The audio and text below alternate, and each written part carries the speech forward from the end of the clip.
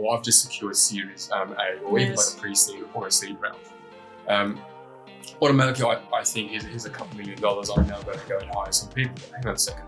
Before you do that, can you understand just the why you need that person, what you expect that person to accomplish into your business, where you're going to be looking for that person, how crucial it is for you to have that person into your business right now? Can it wait 3 months? Can it wait 6 months? Why would you want to impose that sort of pressure and that stress on people in your business to go and find this person or these people if it's not required right now? You also need to have patience and understanding of how viable this first process is of drafting what you want. And by the way, along the way, you might even pivot depending on whom do you speak to and what's happening. And then, you know what, we had this and this feedback. How about we include that? Or maybe we remove that.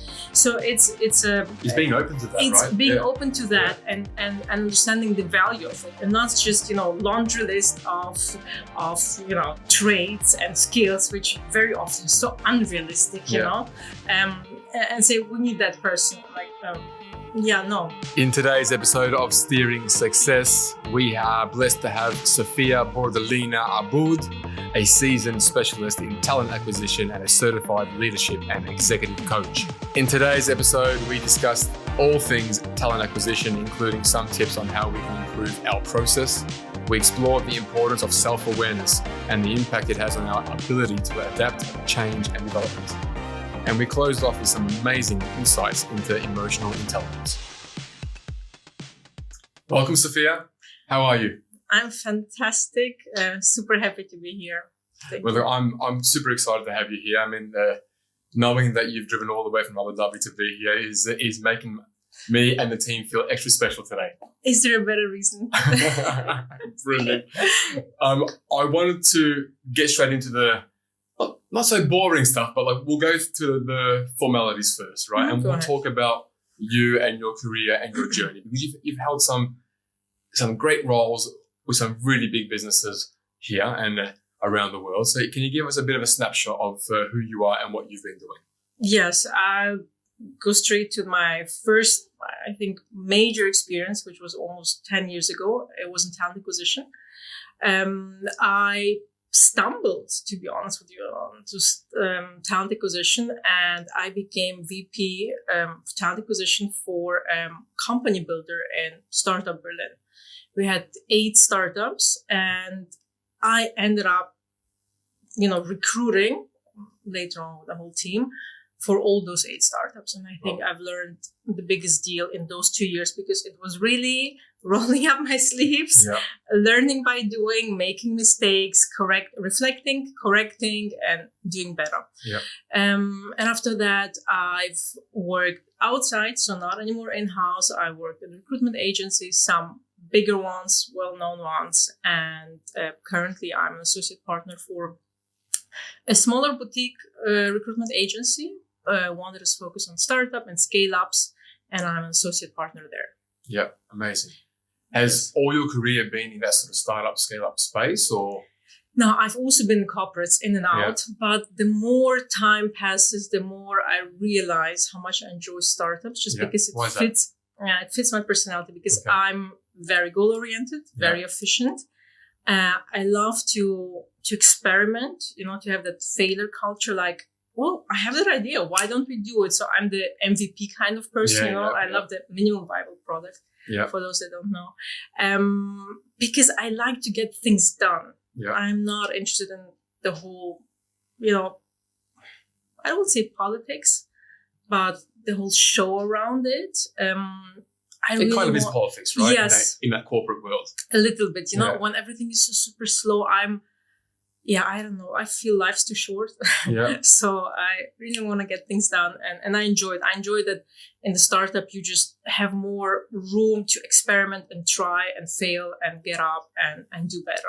Love it. It's an ongoing debate here in this part of the world, because the entrepreneurism and that startup ecosystem is really pushed really hard in this region. And that debate of the corporate world, that large, machine driving forward with more financial stability, and then you have the the excitement, the passion, the energy from the startup ecosystem, with potential sort of financial restrictions in what they can and can't achieve and so forth. And then you plant yourself in the middle of both of those when it comes to acquiring the best sort of talent for their businesses. And then one doesn't move so quickly, but they have the financial means to be able to secure the best talents. And you have the other one who wants to move faster than ever before, but sometimes doesn't have the financial means. Which frustration is the bigger one for you? I'd love to reverse it. I know the answer to that question. I think, as always, it's the golden middle. If you're able to do both. And I remember, so when I went to Harvard, and I've been doing executive education at Harvard, I remember we had that one class on strategy, and how the professor spoke about the canons of this world and the companies that, corporates that maybe missed the boat a little bit, and how he spoke about, well, when you're a corporate, you need to continue. Obviously, you have a cash cow, and you need to continue doing what you're good at, but you also at the same time need to have disruption happening. Yeah.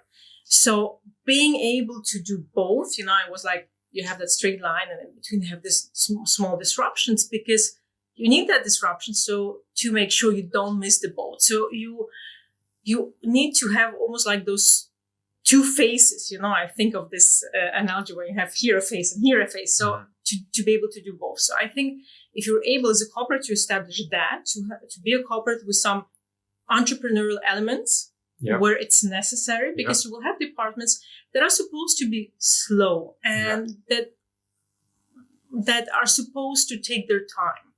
But there are other departments which can't afford to be slow. And I would speak about talent acquisition as one of them, because great talent, if somebody decides, and if you're in touch with interesting people that you're looking to recruit for a company, and you notice they're at the point where they're ready to open up, like those passive candidates, you need to jump, because the moment somebody else also reaches out to them, they might be gone. So you don't have the time to create a JD and spend 4 weeks on that to get it approved by everyone, and then to get a budget and then get this.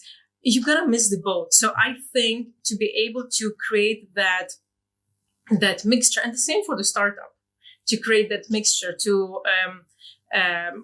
for the startup to be entrepreneurial and to move fast, but also understand we're not a charity, right? Yeah. We need to have a solid business model, and how can we work towards that? And that's the hardest, to be able to do both. Yeah. And I think from my experiences when working with startups, that almost that they've convinced themselves they need to move quick all the time. Yeah. And it's almost at the detriment of, their strategy, because they aren't thinking about the why before they actually make a decision for their business, and especially when it comes to talent acquisition. Mm-hmm. And I think back to, I think it was last year at the MSF conference, I ran a workshop on talent acquisition and, going to market with that strategy. And the core of that presentation was about understanding why you're looking to hire somebody, and I think I commented on one of your posts recently about, just that whole thing, that if I'm a founder of a business and I need to hire, or I've just secured Series A, or even like a pre-seed or a seed round, automatically I think here's a couple $1 million. I'm now going to go and hire some people. But hang on a second. Before you do that, can you understand just the why you need that person, what you expect that person to accomplish into your business, where you're going to be looking for that person, how crucial it is for you to have that person into your business right now? Can it wait 3 months? Can it wait 6 months? Why would you want to impose that sort of pressure and just that stress on people in your business to go and find this person or these people if it's not required right now? So just thinking back and saying, do we need this right now? Why do we need this right now? How important is this for our business? I think the corporates do that a little bit better. But I do believe that startups should be thinking a lot more about when they are hiring or why they are hiring. Do you agree? 100%. Especially since it's so important. It's even more crucial in most cases for a startup to hire the right people, to know their why, than for corporate, because in a startup environment, very often, especially at the beginning, you don't get a second shot, because you have a limited amount of money, and when that money is gone and you hire the wrong people, boom, that's it. Yeah. A corporate can afford to say, well, it was a bad hire and, we've done some damage, but we'll be working on that. It will not be the end of that corporate, but it might be the end of the startup. 100%. I mean, I can relate. I mean, I've worked for big corporates where we've had bad hires, and they can either be carried in the business for a longer period of time until they become disaster hires, and then you get rid of them, and then you write it off as a loss. Yeah. Whereas in my own business, if I make a bad hire, not only is it painful then and there, it is a long-lasting effect on my business because of the fact that I've invested so much time and money into that individual. They haven't worked out for various reasons. So it's impacted me hugely. So you're 100% right. You have to get that right. Yes. And I fully agree with you that startups are just running, okay, we have that money and come hire. And the worst attitude is when I was where are the CVs? I need 2 more of the CVs. And this is for me, it's like, oh, okay, hold on. Okay. I can provide you the CVs. I wouldn't want to because I do have ownership towards my client, but also towards my candidates, right? I want to create the best possible fit so that this alliance will stay for a while. And in the startup world, if they stay together for 2 to 3 years, it's already a success, as you know. In the corporate world, it's a bit longer. And I have responsibility towards both of them because that's my reputation. And that's why I do what I do with the greatest passion, because I'm looking for the right fit. Yeah. So, startups are running too fast. And I think here they have to be a little bit more like a corporate, as you say, where they need to put some thoughts into why and whom and how, and especially, what job needs to be done. Clay Christensen, one of now unfortunately passed away professors at Harvard Business School, he spoke always about jobs to be done. And I love this whole concept because that's how I challenge most of my clients when they come and say, I need a head of HR. Okay, so what job needs to be done at the end of the day? And when we start thinking about it, we start really understanding whom do we need. And I just said the client and small startup, we need a head of HR. And I was talking to her and I realized how important the culture is to them, how they treat everyone. I said, so shall we speak? It wasn't in German. I said, shall we speak German? English. She says, I said, what's your language in the company? She said, well, we encourage everyone to speak the language they're comfortable in. I'm like, okay. And she said several of those things, and it was the co-CEO. And it became very obvious that this is not a startup for her, and she founded it with her husband, to exit. It's the project of their life. Yeah. They're like, I think in their mid-50s. I didn't ask. Yeah. It's a project of their life. And you could see how much they care about that company and those people. And they want to scale like from 25 to 125 within a year. And they wanted to have HR. And when we went through the process, and we spent, instead of an hour, we spent 3 hours just talking about this position and going into different directions, how it might play out if we recruit this person, that person, and whom we're looking for. And I would give her some profiles to show, just as an example, say I would recommend this person without having talked to them because of A, B, and C. And I would not recommend that person because of A, B, and C. And I tell her, yes, you're right.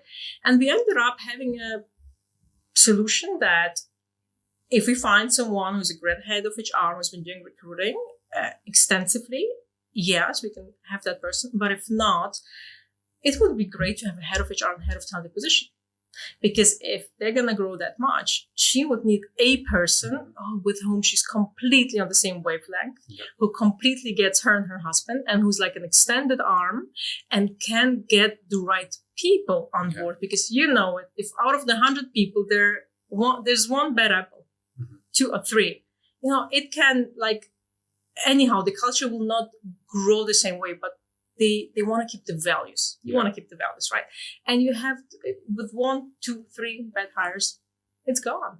So I said, it's so important to you. The values, the culture is so important to you. That's refreshing to hear because you don't normally hear that. No, not very often. No. But these are very seasoned people, who had a great career, very smart, amazing people, love working with them.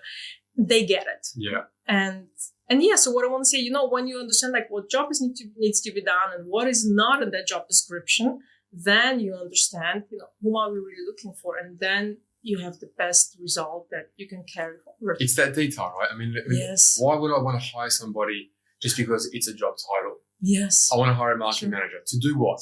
Exactly. What do you want them to achieve? Yes. What does success look like in this role in the first 3, 6, 12 months? Exactly. So then you can start interviewing based on whether or not he or she has the capability to accomplish the goals that you have set up for this particular role.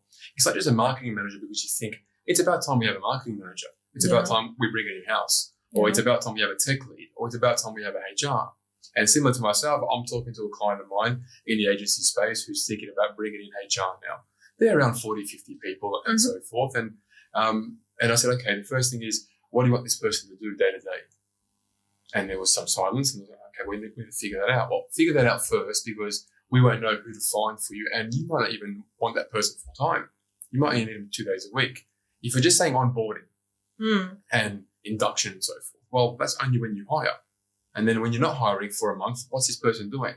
Just sitting there doing what? Just categorizing folders with, job descriptions or, making sure that everyone's turning up on time and submitting their annual leave forms. Well, that's the HR coordinator pretty much, right? So what do you want this person to be doing day to day?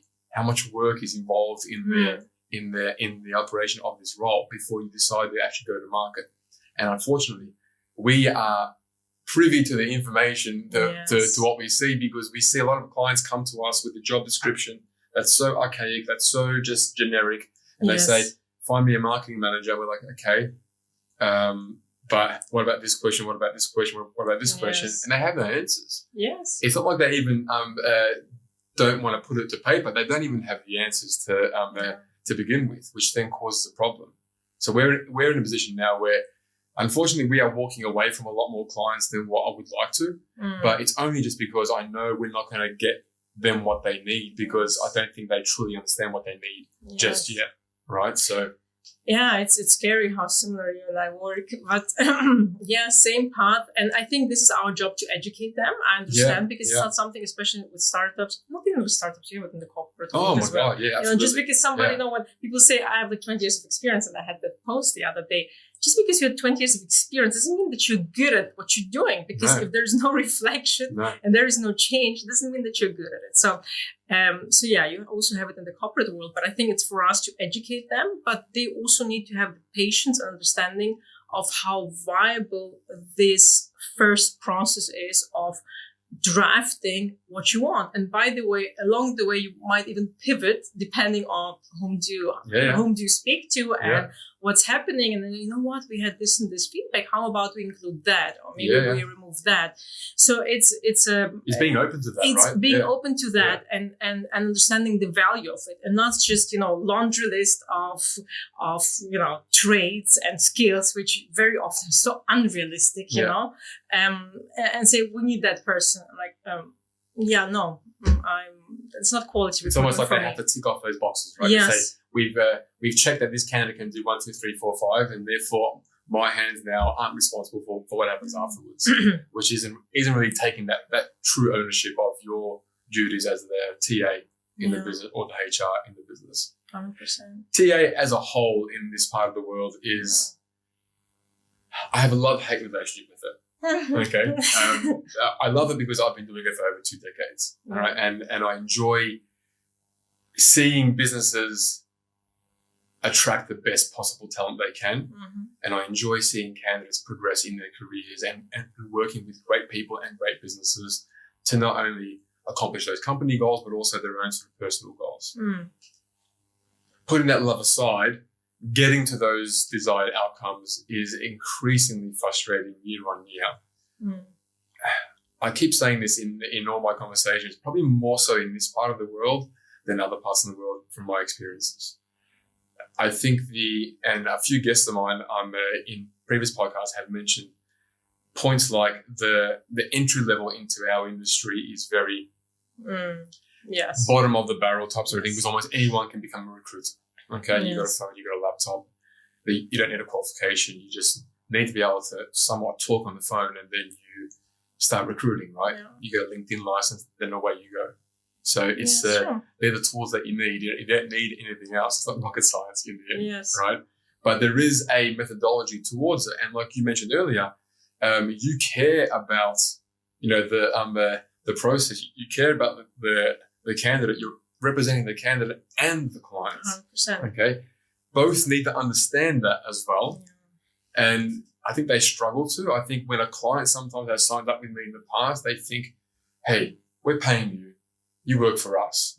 Yes, but I also represent candidate 1, 2, 3, 4, 5, and I'm not going to just put them there because you want them. Well, I can't just encourage them to go there because I don't want them to leave after 6 months. I know it's not a cultural fit for them, right? So your experiences with TA as a whole in this part of the world, or just in general, and if you could change 1 or 2 things to make it easier, not for us, forget about us, we're going to suffer all the time, right? What we could do to make it easier for clients, for them to be able to identify and attract the best people. And then if we can, what can we do to make it easier for candidates to be able to move wherever they need to without having the frustrations they have? I think what the issue or blessing in this region is that it's so easy to bring talent in.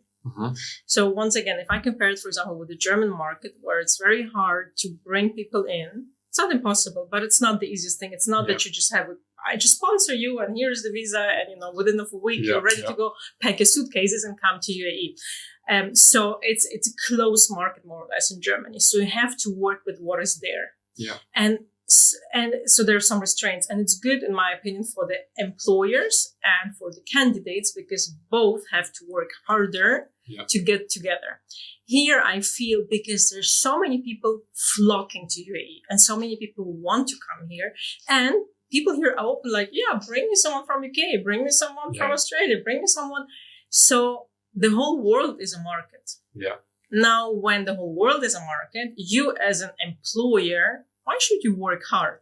You and I know that it's wrong, but that's how you feel, right? I want that marketing manager, and I'm not restricted to people who are working in UAE. Yeah. I can have anyone who speaks English, mostly, right? I mean, if you need Arabic, it gets harder. But I mean, half but even of Arabic, there are many countries who speak Arabic, so you can find from anywhere, right? So this is what makes them lazy. I'm sorry, but it's like, if you know that you have so many options, you don't value the few options.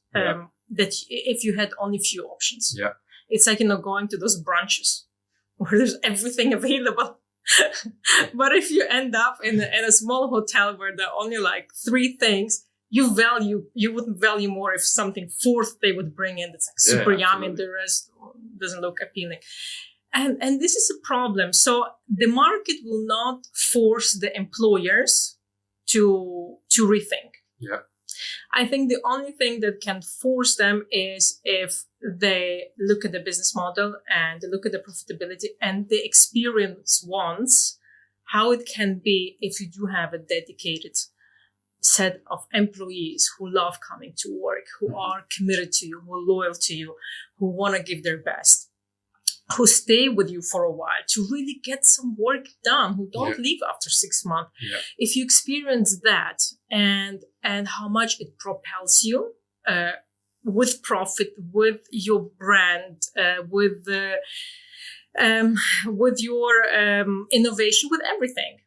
I think if you experience that once, or you see someone else doing it and you get inspired and you're bold enough to do that, to work a little bit hard, then this might change.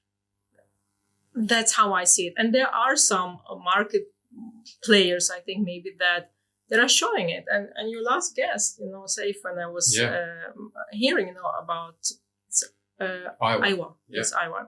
Whenever it's Arabic, I'm, careful to pronounce it correctly because, So, what he spoke about, I found it's very interesting. I think, that brand and what people connect with it and the vibe, all these kind of things, you can create them if you put in the effort and 100%. You're open to it. Yeah. It doesn't happen just like that. No.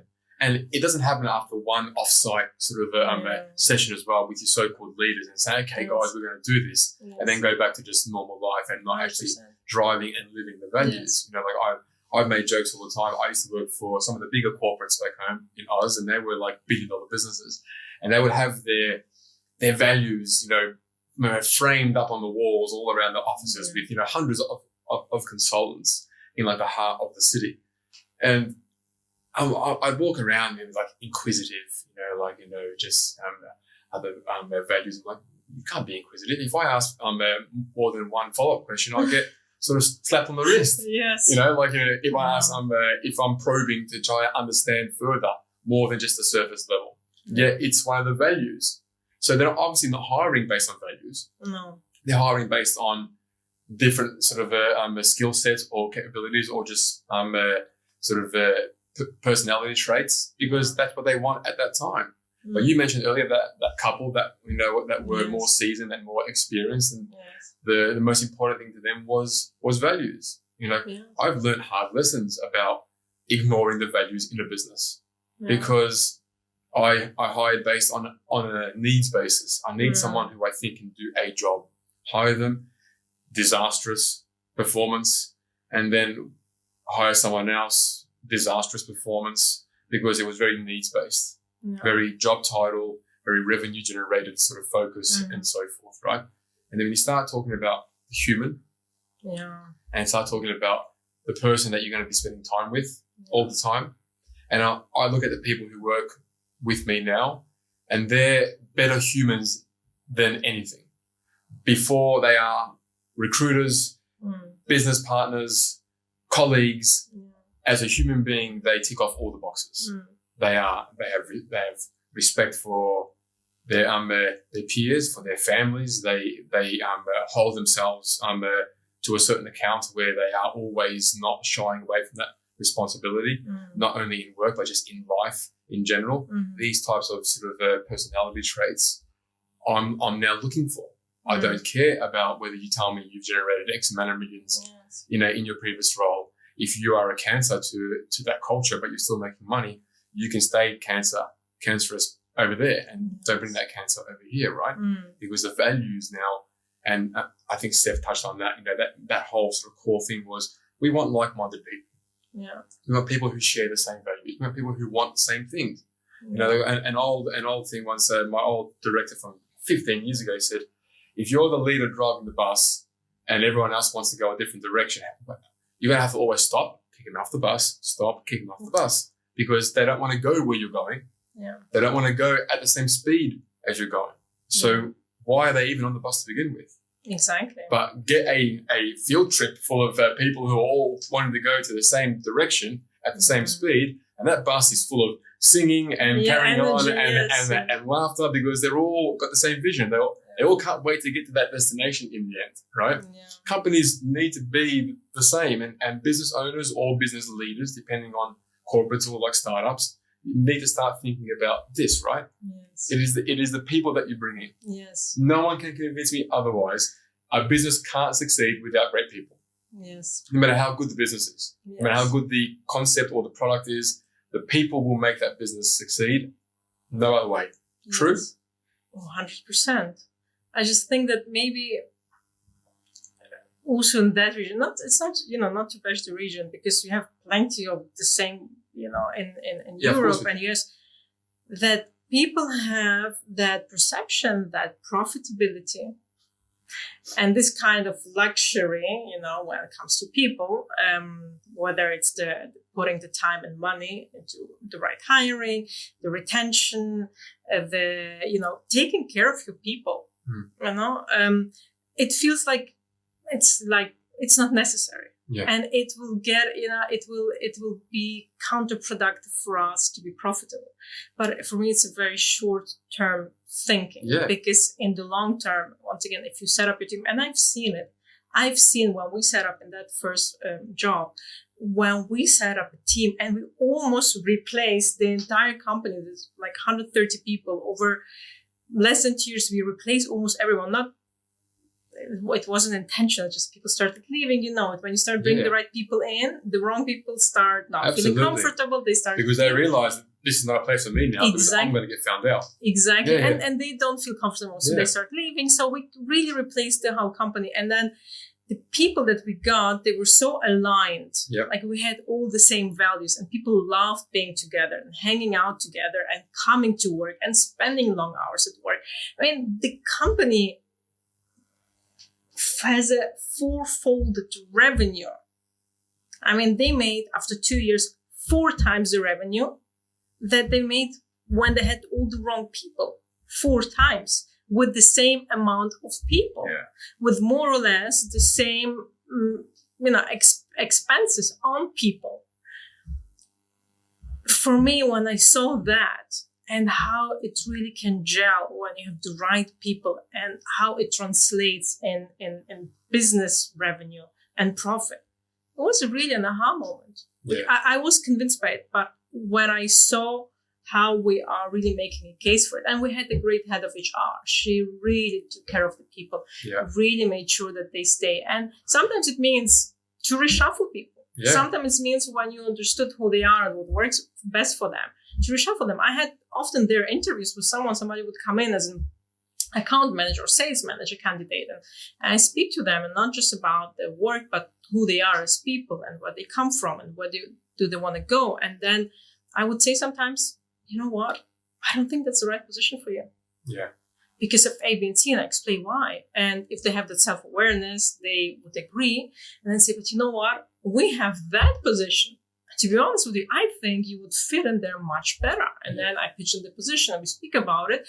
And they're like, oh, I've never thought about it because I've been on that sales path or that accounting path or whatever. But you know what? Yeah, I could imagine that this would be a fit. And I made some of my best hires with people who came in maybe for a different role. Yeah. And this is what it means to really look someone in the eye and care about them, care about who they are, understanding their whole being, their whole personality, their skill set and everything, how they fit into their company, and help them, help them to become their best version that they can be in that company. And then they'll take care of the company. Yeah. And, maybe one last sentence, because I kept saying it, and I love it about Steve Jobs. He said, it's more important to say no than yes. Mm-hmm. And I would say it all, and still I say it until today to my clients, it's more important to say no than yes, because sometimes you have candidates and the client's like, oh my God, such a candidate. Oh my God. I mean, they're out of their league, but oh my God. And I look at that candidate and the client and what the client is able to give them also in the next 2-3 years. And the candidate, I'm like, I know they sound amazing and maybe there's a fit now, but that person will leave in the next 6 to 12 months and you wouldn't be able to blame them because it's just not their trajectory. Yeah. It's not the right thing for them.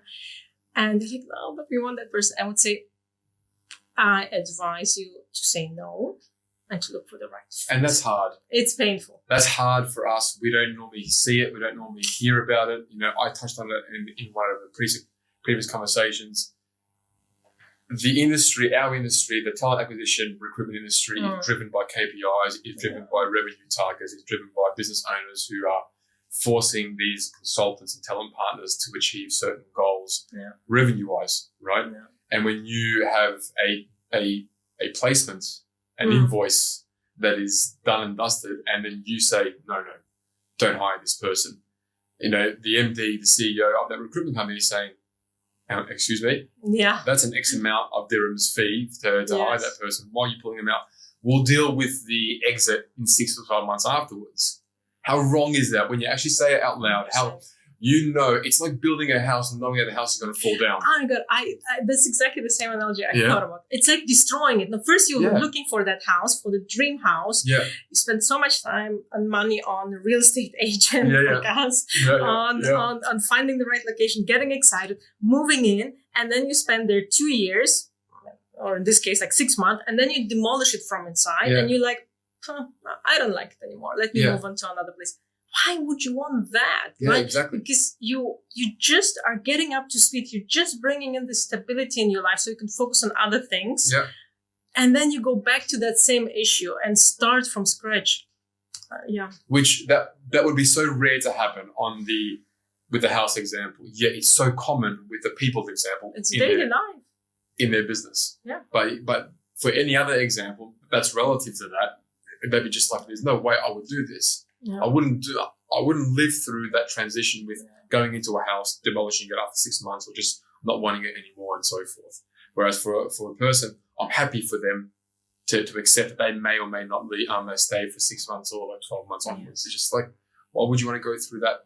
The pain that you have to go through, the time and effort that is involved in re-recruiting that role, the money it costs you to invest in that person who failed, and then going back to market to then go and do that again and so forth. Just be the recruiter who is, who has morals, who has ethics, and believes in the process and values the human element of the recruitment process, and say, this is not the best candidate for you, or this is not the best company for you. Yeah. And not only morals and ethics, it's also from a business sense. Yeah. It's business sense. I mean, it doesn't make any sense to get that person on, because it will take a while until they're up and running. And then when they're up and running, then out of those 12 months, you spend 3 months to put them up and running, and maybe they'll be running for 6 months, maybe. And then they spend another 3 months thinking about how to exit, speaking to other recruiters. And the worst thing is that something people also don't think about is, I mean, at that point, if you bring that person in and then they want to leave and they take that decision, chances are you're going to burn bridges. Yeah. They want to leave and you're like, but you're leaving, we paid, X amount of K for the recruiter and this and this. You burn bridges. That's it. And this is also not just candidate experience, but this is also your employer brand and your employer reputation, because that candidate will go out and will have nothing good to say also about you now. And because it's just not nice when there is a breakup and it's one-sided. It's never nice, obviously. So that person, and maybe all the network of that person is gone. And the world is not that big, it's quite a small world. But if you are respectful of the candidate's timelines and maybe what you're able to offer that candidate, and you say, you know what? And I had so many candidates and I still am in great contact with them. And I really love everything, but it's just not the right opportunity. And I tell you why, and I explain. And if they agree, they're so happy to come back to me. And if I'm able to offer, and I had it in this company also, in the previous one, that I had to let someone go. And I came back to that person a year later when we were able to offer that person all that the person needed and wanted. It was some leadership experience that they were looking for. They came back super happy, and they were like, this person was like one of the best employees of the company, because there was this incredible respectful, I care about you, but also I care about my business, because this wasn't the right time to bring you in, and I could not fulfill your wish list of things that you needed just because the team structure was different. But when this changed and I was able to offer that to the person, I came back to the person and it was amazing. And people don't think about it. And that's why coming back also to the region, because there's such an inflow of candidates and outflow of candidates. You don't think in these terms that this is a small world. At the end of the day, you meet twice quite often. People have the networks, etc. Keep a good relationship. It will pay back. I'm convinced by that. Definitely.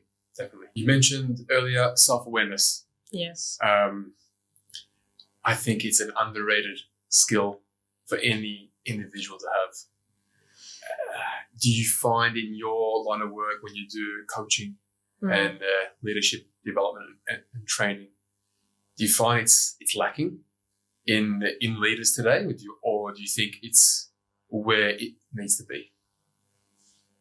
I do think it's lacking, not just in leaders. I think in most people, because we're not trained to be self-aware. Mm-hmm. It's not something we learn at school. And many people confuse self-awareness with, I know myself. Yeah. I like that. I don't like this. This is who I am. Etc. This is not self-awareness. And of course, as a leader, you have a special responsibility to be self-aware. But what I come to realize is that people who have become successful, they're being called leaders. I would call them managers. A lot of them are managers, not leaders. And those that might even be leaders, just because, they're also natural leaders, that because they are where they are, and then I come in and I challenge them, because that's my job as an executive coach. I'm the non-judgmental, objective observer. Yeah. I'm just there. And I would just ask, you tell me something. I would just ask you, how do you know that to be true? A very non-judgmental question. Just how do you know that to be true? And then there is this, of course it's true. Because when they've come to a certain level, I feel that they feel there's such a risk in becoming self-aware. Yeah. Because when they do, or if they become self-aware, they might discover something that's maybe not working, and where to go from there. Because when you're here, and whatever you've been doing brought you here, you don't want to abandon it because it's all you got. Yeah.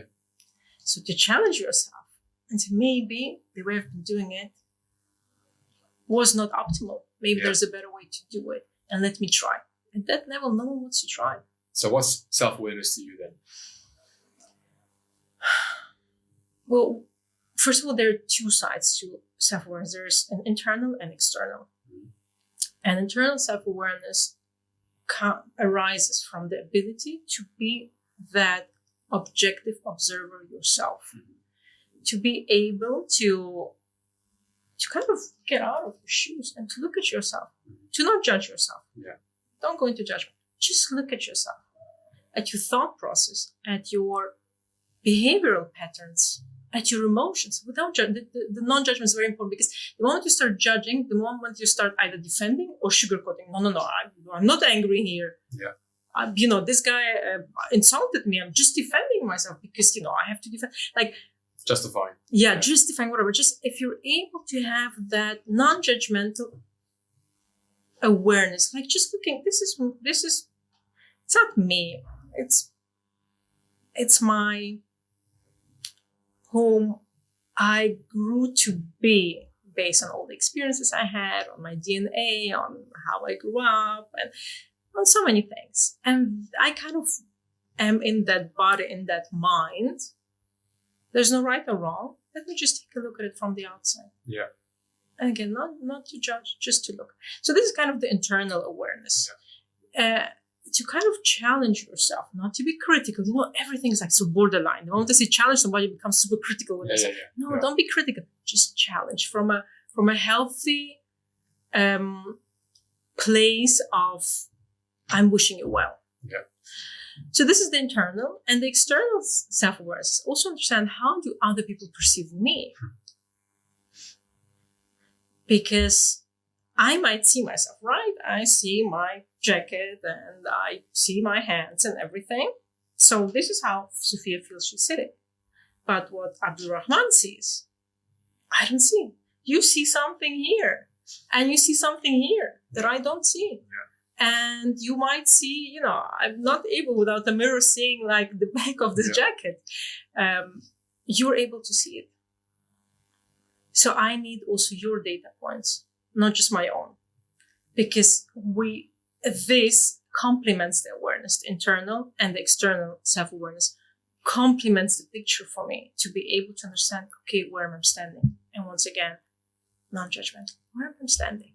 Am I here, or am I here, or am I here, or here? And where do you want to go? And why, obviously, but that's a very different story. Yeah. So based on where I'm standing, I might have to reverse engineer how to get there. And I'm talking now about your personality, your traits, who you want to be, how you want to show up. Whom do you want to be? What do you want to be known for? Yeah. These kind of things. So, yeah, that's in a nutshell. And this is a topic that we can now go down probably multiple rabbit holes, right? Yes, because yes. there are so many links to the self-awareness, the leadership, the emotional intelligence, the personal branding. And it all comes together in some way, shape, or form, right? Like I was just listening to everything that you were saying and thinking.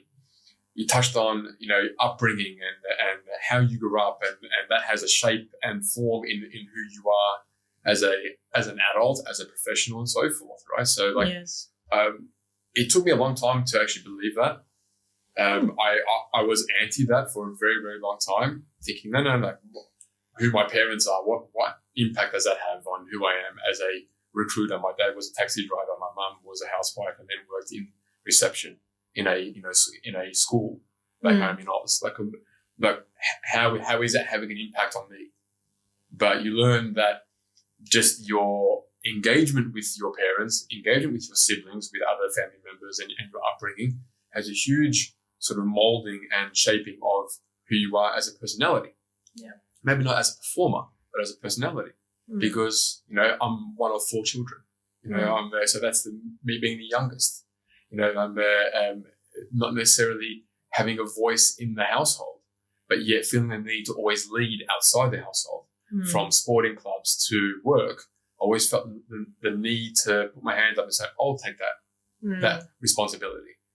And it was probably like in my late 20s, early 30s, when I realized that's coming from the fact that I wasn't given any leadership opportunities in my household growing up. So almost like hamstrung with, I wasn't able to really spread my wings and be who I wanted to be until I was able to be in different environments. And I thought to myself, I can actually do this. I could be a captain in my football team. I could be a young sort of state manager back home in Oz when I wasn't ready for it, but I put my hand up without any hesitation because I wanted to do something different to what my upbringing was, which was, not necessarily stay in the shadow of my 3 siblings and so forth, but be the youngest in a quite large family. So knowing that it was a real eye-opening moment for me. I think other things that shape people, like their bad experiences, their good experiences that they have in their lives, their education, the people who they hang around with, their circle of friends and so forth. I mean, we work in talent acquisition. We rely on people giving us referrals. More than half my placements come from referrals because good people know good people, great people know great people all the time. So when I place someone in a role 12 months ago, I'm going to call that person. Do you know anybody else who works in communications or who works in technology? Because I need someone for this client who does this and so forth, right? That referral base comes from those people who surround themselves with successful people because it breeds success, and for a long time, without getting too deep and personal, I surrounded myself with people who weren't focused on careers and weren't focused on their success in life. We just focused on a good time, and no matter how much you want success, what's going to get pulled. You'll get pulled towards the other because that's where all your circle of friends are, right? That's the same for businesses, right? That's the same for cultures. You mentioned it earlier. You spoke about when the good people started coming in, the bad people started leaving. Right? Because they're like, hang on a second. We're going to actually work efficiently. We're going to be a lot more productive. We're going to be a lot more punctual. We're going to be a lot more value-led in this organization. And yet, I'm going to stay here and be a part of that. I can't do that. I'm out. Yeah. So just, I wanted to share that because as I was hearing you talk about the whole sort of, internal, external, I think it's such a huge topic, right? That just like there are so many different ways that you can actually dissect this. As you talk, what just came up for me was this very funny comparison, but it's so true. There is this saying that your mind is like tofu. Wherever you marinate it in, it's what the smell and color it will take on, and it's so true. And like you are the average of the 5 people you spend the most time with, which I also think is true. But it is true that the dangerous thing about it, and that's what you just mentioned, is that we are not aware that this is happening. That when we are spending time with people and we're listening to different ways of thinking and arguing and different logical chains, that we take it on. So, for example, I know that in embassies, they usually, at least that's how I learned it in Germany, they change the ambassador every 3 years because they say that's how long it takes you to get used to your environment and start thinking like them. So that's why they keep bringing them in different places because they want that ambassador to still have, in this case, for example, the German kind of thinking and understand whom I'm representing, because then you start adjusting. So we know that this is a process that's creeping in, and that's why it's important also to be aware of who are you spending your time with? What are you reading? What are you watching? Where do you expose yourself to? Because it will shape you. And you will not be aware of that. And that's why it's very, very dangerous when people say, I'm very rational. I'm very pragmatic. I'm, having my own will. And I'm having this discussion sometimes with my dad where he says, of course, I'm totally pragmatic and everything that I argue clearly. And I'm thinking, as he says it, to translate, it's like, I'm thinking with my own head. And when I say, but this head, where did this head come from? Yeah. It's influenced by other things, by right? everything. Yeah. By everything. Yeah. But he's not able to see it. Like, no, but I'm thinking it's my own will, it's my own thought. And we get deceived by it because we feel that's us. Mm-hmm. It's our own opinions, own thoughts, without even realizing how much we were shaped by others. And sometimes it's pride that you don't want to admit that others are having that much of an impact on your decision making. Because you can't influence it. Yeah. If I spend, with you 1 year only talking to you, chances are that after 1 year, I'm going to be thinking quite a lot like you in a lot of ways. We kind of do human. now, but no, that's the human nature. Yeah. It's not something that you can control. Yeah. I mean, with a lot of reflection and awareness, you can become aware of it. But it's not really something that you can control. We're human beings. We're social beings. Not. Even tone of voice. Yes. I've got British friends who, if I spend a lot of time with them over a period of time, I have a horrible British accent when I speak. It is just laughable, but it just comes out because I'm hearing them speak all the time. If I go back home and I speak to my friends back home who I grew up with, we have a different tone of voice in how we speak, a different vocabulary in what we use. If I spend a month with them, I'm coming back and I'm very, very different to what I was before I left, right? Because of just the constant communication that rubs off on you all the time. 100%. And I just think it's just important to be aware of that.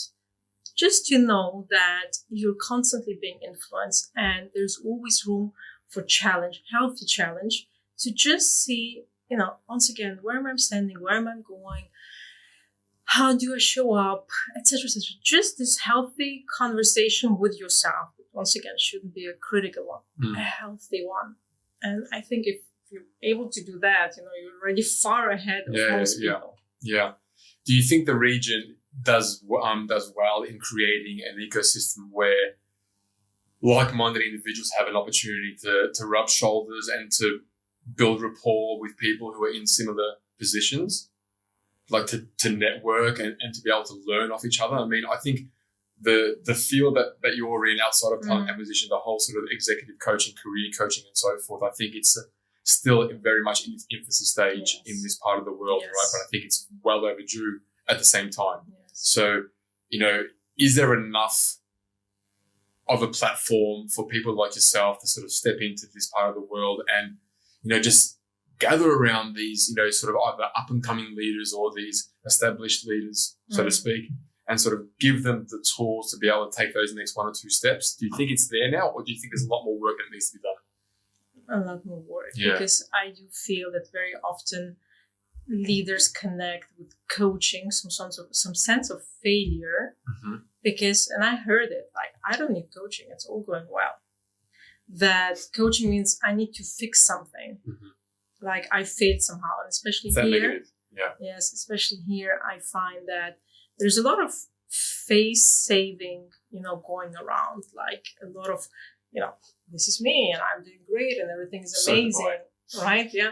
And that's it. And if I ask for help from a coach, I'm not doing well. Like something's wrong with me. Although it's exactly the opposite. And if you look into the States, because I studied in the States, I've done my executive coaching certificate in the States. So most of my colleagues from my cohort are Americans, and I see how their coaching business is growing, like exploding for so many of them. They hardly do any business development because people are just flocking to them. It's like I don't know, even a 25-year-old who doesn't know what to do with his career would be confident saying, I might pick up some coaching, and just, think what might be the right thing for me, just explore a little bit more. There is no shame in it. It's exactly the opposite. Yeah. For me, if you're having that self-awareness that obviously I don't see the forest for the trees, let me bring in some disrupting agent from the outside to help me create also that external self-awareness. Amazing. It will only make me better. But that's the thinking there. Like in the States, you have it very much, obviously. But here I find it's like, why would I need help? I don't need the coach. And it's a pity. it goes back a little bit to also talent acquisition, what we discussed before, because I think if people would open up to it, they would see the incredible value it provides to them. Absolutely. Every sort of mentoring or coaching experience I've had for myself is a huge part of who I am today. Yes. It's not because of my day-to-day experiences. It's because of the external voice that I've been able to sort of, reach out to and get that perspective where there's no value add for them on whether I go one direction or the other. Mm. They're giving me just an external perspective, non-biased, and saying, this is, have you looked at it from this perspective? Mm. What about this perspective? Exactly. Just listen to what this person has said to you in this way now, rather than that, right? And just being able to absorb different ways, different things, where when your head's in the weeds, you're buried in that. Yes. And you can't see clearly. Mm-mm. And I would rather be the person who just pops his head up and says, can you offer some insight into this? Because I'm sort of just going around in circles right now. And even if you are successful, like, why not become more successful? Yes. Like we do it with in a sporting reference, my daughter now, she's taken up tennis. And it's mainly because I have a dream of my daughter becoming a famous tennis player, right? So it's she's living my dream at the moment, right? Whether she has this dream herself. But as she starts becoming better and better, I'm going to increase her weekly sessions from 1 to 2 to 3 to 4 sessions because I'm going to see more potential. I'm not going to just say, well, she's doing okay. She's all right, yeah. I'm going to say more coaches. I'm going to say more sessions. I'm going to say different things to strengthen her. Maybe some strength and conditioning sort of training for her body to become stronger as well, to withstand the sport. Like, I'm going to do these things because I want her to excel. Yes. So we're happy to do that as parents for our children, most are anyway. Yet when it comes to our own careers, we're like, exactly what you said. No, I can't speak to that person because that's like a failure for me because that means I don't have all the answers. Yes. Yeah, you shouldn't have all the answers. You don't even expect to have all the answers. You should go into this role thinking that you're learning as you go into that role. But it takes, in my opinion, some maturity to be able to admit that I don't know it all, and that's fine. And that's why I'm here, to learn from others and to double check my perspective and to co-create together. It takes maturity because you have to feel comfortable with yourself. You should kind of have some self-acceptance for that. To say, well, that's me. Yeah. And I'm on my journey. Yeah. And if I can get help some from that person and that person, amazing. Thank you so much. Because I know it's going to make me better. But again, this is also not taught at school. And this is something that... This is the second or third time you've brought up they're not taught at school. This is a real point for me that I always have a struggle with because I struggled at school. Oh. Badly. Because the classroom learning just wasn't for whether it was ADHD, whether it was a form of dyslexia, whatever it may be, I just really struggled in that classroom environment on topics that I thought to myself, even back then, especially in high school, what am I using this for? Exactly. How am I putting this into practice? Yes. Like, do I really need to understand this mathematical equation if I'm going down a completely different path? Do I really need to understand the chemical imbalance when I'm mixing up with these sort of formulas in school and so forth? And like, I see online, some things online posted about things that I wish I had learned at school, right? Yes. The like basic foundations and like fundamentals of life is like changing a car tire, for argument's sake, like that real basic thing. Like, why aren't we learning that in school? Yes. That if you break down on the highway, that you know what to do, to be able to pull over, get the jack out, raise up the car and change the tire. Yes. Why aren't we being taught that as just basic fundamentals? Yes. Let alone what we're talking about, which is inner self, like personality, character traits, behaviors, understanding who we are as individuals, understanding the environment that we're stepping into when we're in that certain environment, to be able to read people's, social cues and understand and not cross that line with that individual because they have a different personality to you. So there is banter and that you can have with certain people. Then there is a much tighter leash on what you can and can't say to someone else because they are overly sensitive, and understanding that. This is not taught at all. Like, I mean, it's like, and I would rather have kids go to school and learn these fundamentals about being a human being, which will hold them in much better stead in the workforce, rather than just teaching them things that are outdated by 5 decades that people are still learning in school.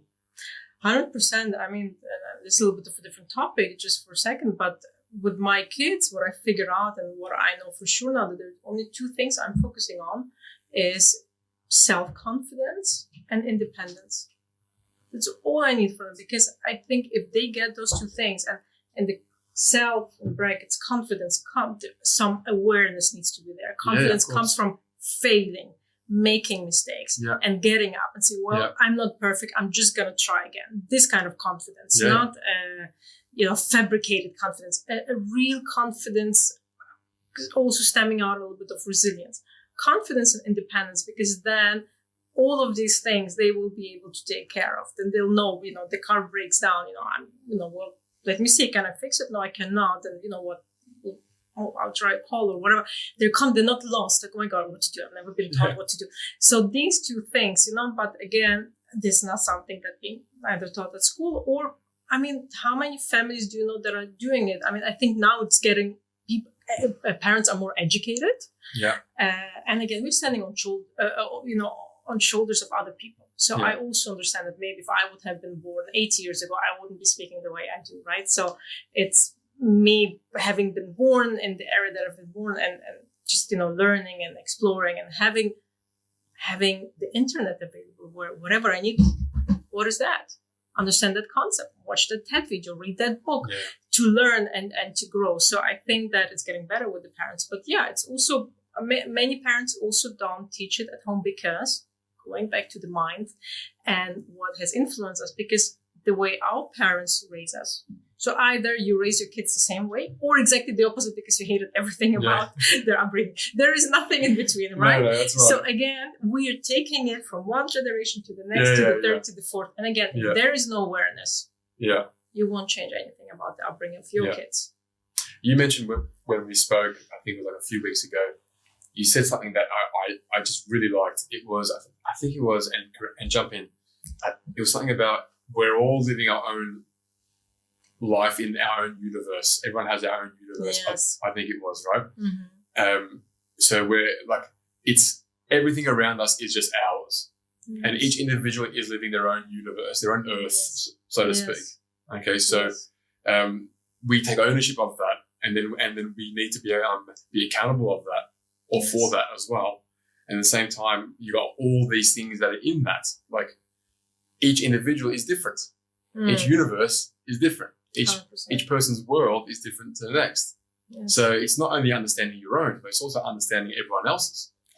Yes, and the funny thing is that so empathy, right? To be able to get into someone else's shoes. I struggled with that when in my early days, until it was highlighted to me that I had zero empathy in a 360 that I did when I was 29 or 30 years old. Wow.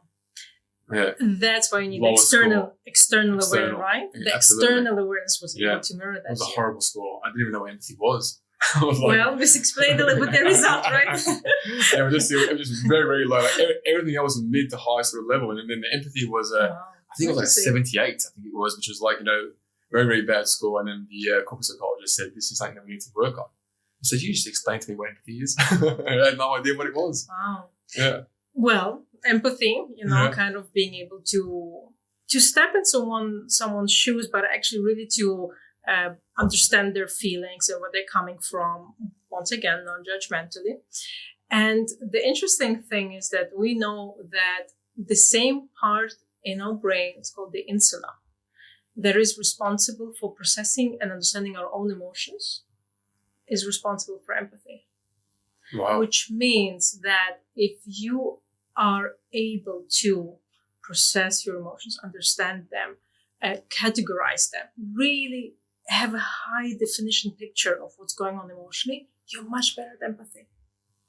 Much better, because it's the same kind of tools, that you are using.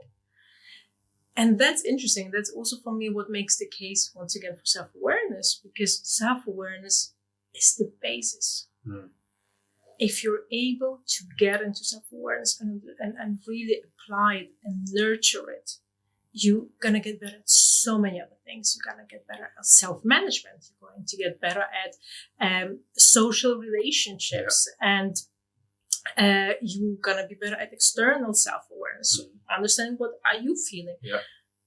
A whole lot of things that open up for you that you're able to access when you get that basis of self-awareness right. And because most people don't invest in that and don't see it even as an issue or something that needs to be worked on or explored, let me put it this way, all of these other things are missing. Yeah. And at the end of the day, we cannot change something that we are not aware of. Yeah. 100%. That's impossible. Yeah. So I love that. Yeah. One more thing before we sort of wrap up. Yes. Okay. Because I do want to touch on this before I let you go. Emotional intelligence in the workforce, emotional intelligence in leaders is, again, probably something that if you're lucky enough to have been trained in it, it's a huge weapon to be able to have that in your toolbox because it's an understanding of something that many people can't grasp right now. I know you teach it. I know you work with it and so forth. It's hard to teach. From your perspective? If people are open to it, it's not, because we all have it in us. And emotional intelligence is opposite to personality. So we say personality cannot change much. You can change behaviors. You can change beliefs. Personality, the intrinsic drivers that you have, we say are usually you cannot change them much. You can work with them, you cannot change them much. 100%. But emotional intelligence is 100% trainable and something that you can learn and develop, which is the good news. Yeah. And usually it takes you around 3 months if you start working on emotional intelligence to see some results, to see some changes. So it is a skill. We all have it in us. It's about, are we developing it? Are we understanding it? Are we training it, developing it, working with it? So those people who are open to it, I've seen amazing results. Yeah. Amazing results. I have one client in specific. I'm super proud of him.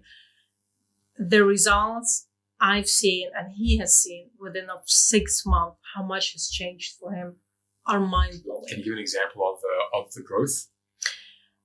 It went from, and this is just one of the things that we worked with. It went from him just not feeling comfortable in conflict and wanting to please others.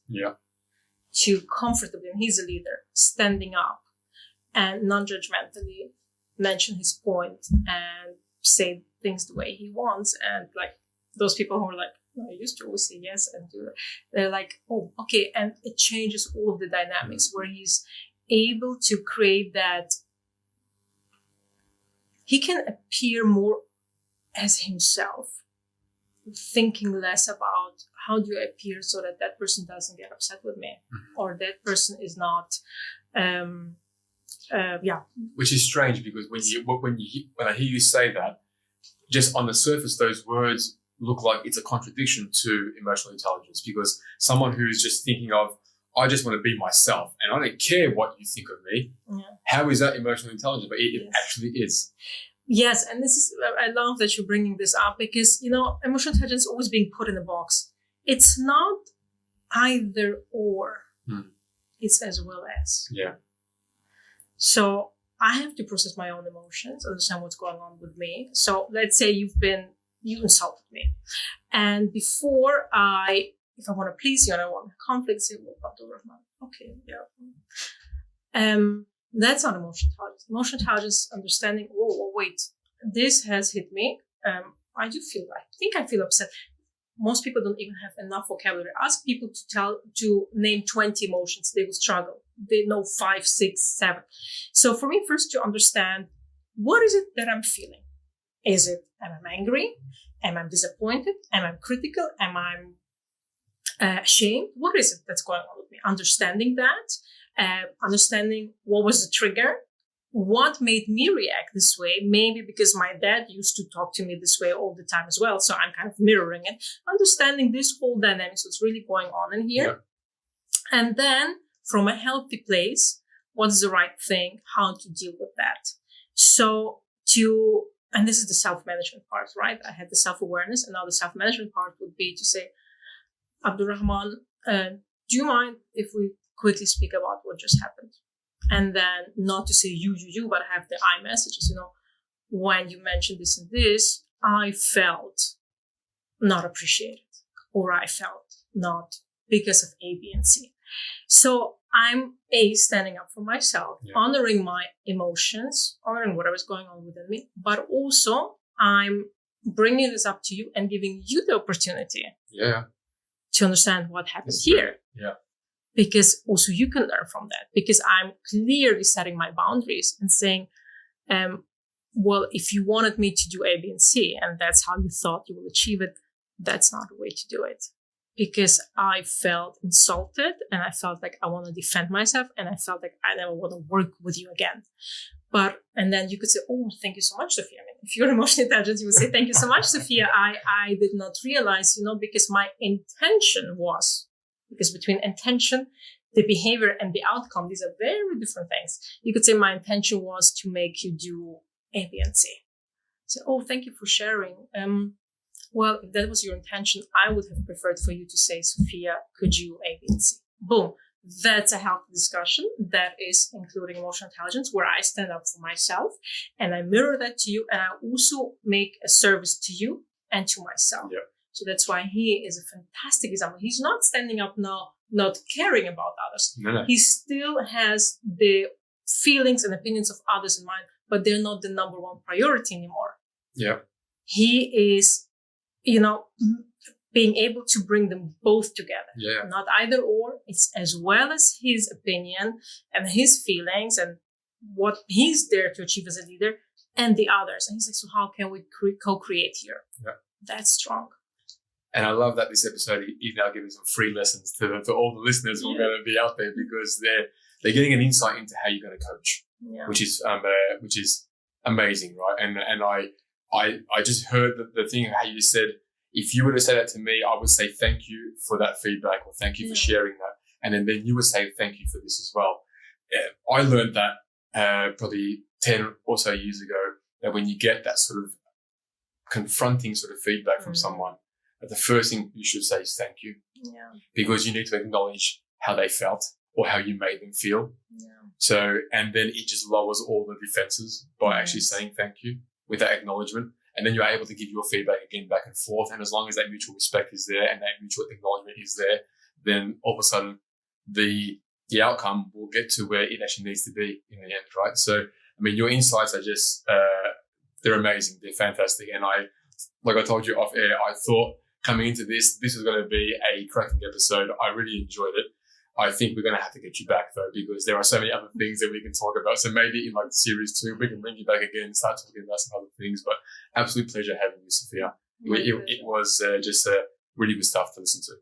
Thank you, Abdulrahman. I really enjoyed it. I could talk for hours with you, and I hope everyone who's going to be listening will have the same. I have no doubt. Fun as we had here. Zero doubt at all. Thank you so much. Thank you. It's been my pleasure.